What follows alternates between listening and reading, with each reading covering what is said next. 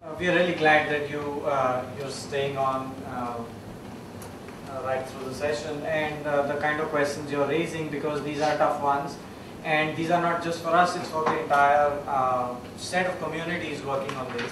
There's a lot of activities out there, and there are efforts actually to map this out, and that cities, and that is the frustration of some that spoke in C40, that while nation states talk, cities act, and that therefore it is not necessarily to duplicate, create parallel structures, nobody wants that, but how do cities get their act going? That, whatever it needs is what we should do and not more. So this is basically trying to contemplate what, just like we deconstructed risk in a particular manner to say that, don't do this or that, do a multiple set of things. This is what it would take if we were to have a global institutional structure from whatever engagement we have had.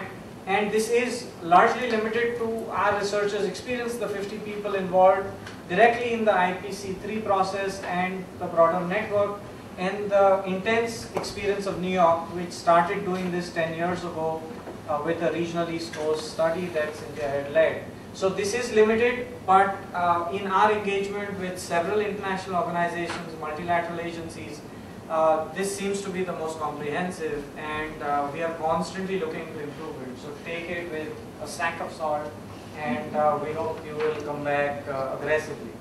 So yeah, this was just to drive home the point that you have raised, that let us not just look at the large wealthy cities that have been proactive in this, and there is some reason why New York's and London's and Toronto's are able to stand with their top leadership and say what they say. And yes, the leadership from the South also speaks, but it is not, we have a long way to go. Now, I don't know if you all are familiar with what a SBSTA is, but it's a scientific advisory body that the UNFCCC has that advises them on making really judgments on scientific issues as they make choices in supporting projects, activities along the world on climate change.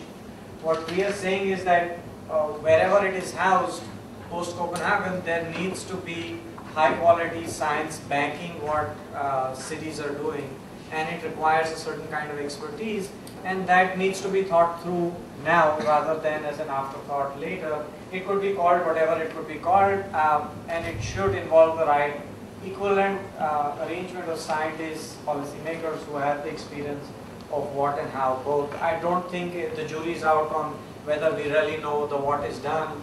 At this point I'm differing with a famous president. But so we need a combination of what and how. And of course the same needs to be done on mitigation, but because the emphasis has been so far on mitigation, here we are trying to focus a little on adaptation. Like Cynthia showed, at least a 5-stage process of inventory of risks, assessing options, then making the tough political decisions on priorities, and then monitoring and reassessing. And that political decision will happen within cities. It will not happen as a function of independent research. That is well understood.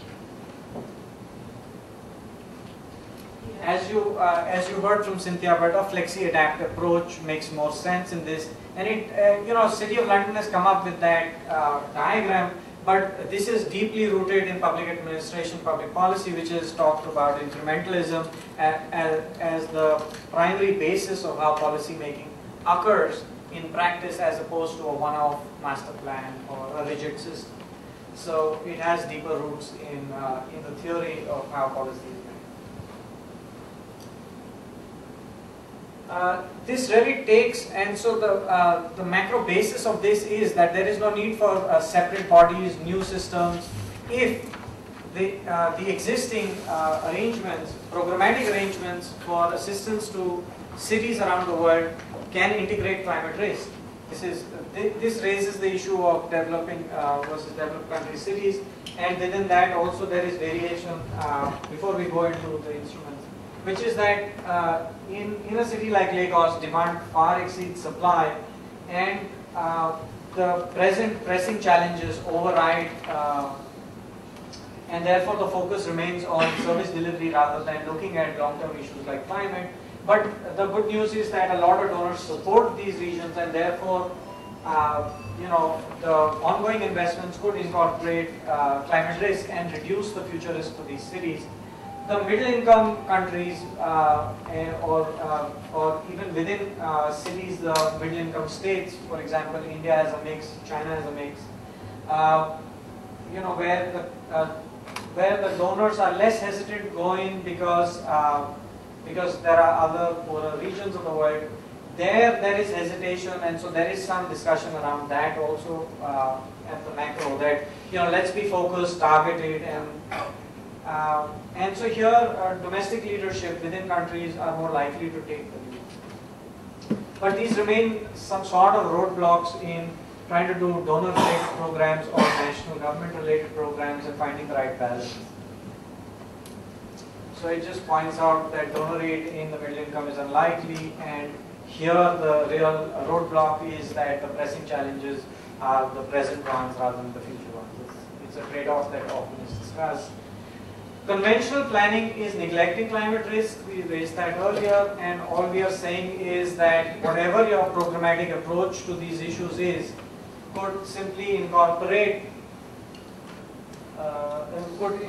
in a new protocol integrating climate risk, where the foundations would be laid by scientific assessments of the kind that Cynthia is leading.